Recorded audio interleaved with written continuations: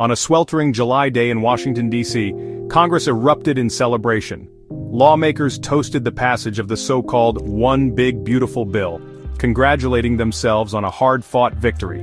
But outside those marble halls, the mood was anything but festive. For millions, the bill meant lost health care, empty pantries, and a future clouded by uncertainty.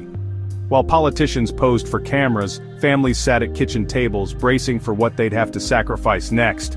The divide was stark. One America celebrated, the other prepared for hardship. This wasn't just politics, it was a split reality. The bill, hailed as a triumph in D.C., felt like a betrayal everywhere else. The celebration in Washington came at the expense of ordinary Americans. So, what's actually in this 900-page beautiful bill? Let's take a look. It's a budget reconciliation bill, meaning it passed with a simple majority, no bipartisan support needed. The bill delivers $4.5 trillion in tax cuts, mostly for corporations and the wealthy, while slashing nearly $1 trillion from Medicaid and billions from food assistance.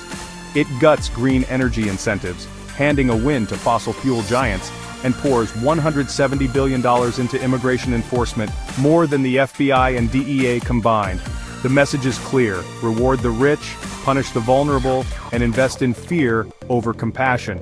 This isn't a plan for prosperity, it's a blueprint for inequality. Who benefits from this bill?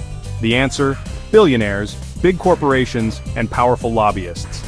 The tax cuts are a windfall for the ultra-rich, not a lifeline for the middle class.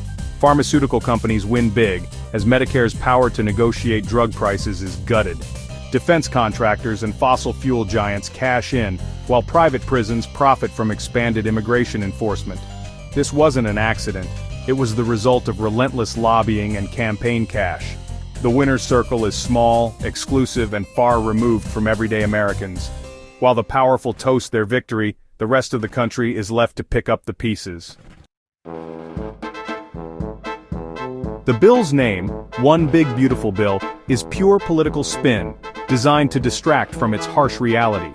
Lawmakers used feel-good language to mask brutal cuts: Medicaid reform for slashing healthcare, encouraging work for cutting food aid, unleashing energy for gutting environmental protections.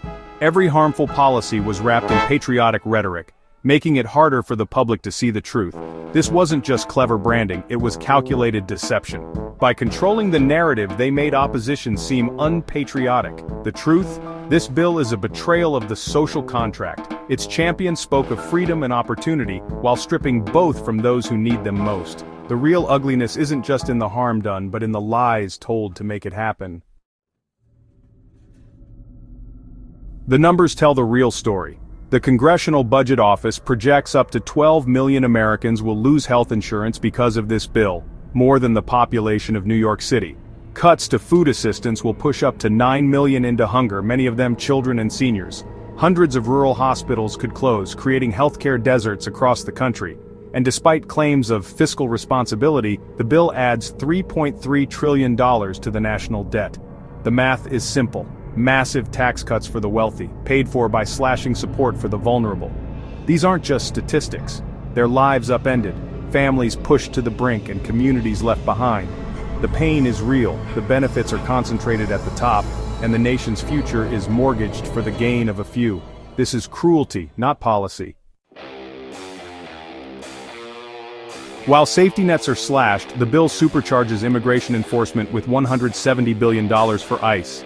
This dwarfs the budgets of the FBI and DEA, creating a super agency focused on mass deportations. The result? More raids, more surveillance, more families torn apart.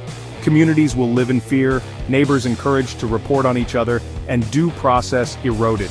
Billions that could have funded healthcare or infrastructure are instead spent on building a deportation machine. This is a deliberate choice, one that invests in fear and division, not in people. The vision is clear: government power used to punish, not protect. It's easy to feel powerless in the face of such overwhelming odds, but despair is exactly what those in power are counting on. This isn't the end, it's a call to action.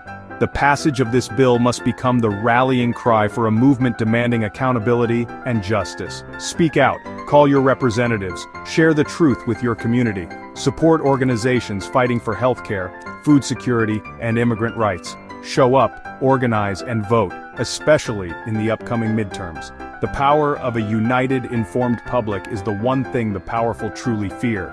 This bill is a betrayal, but it can also be a catalyst.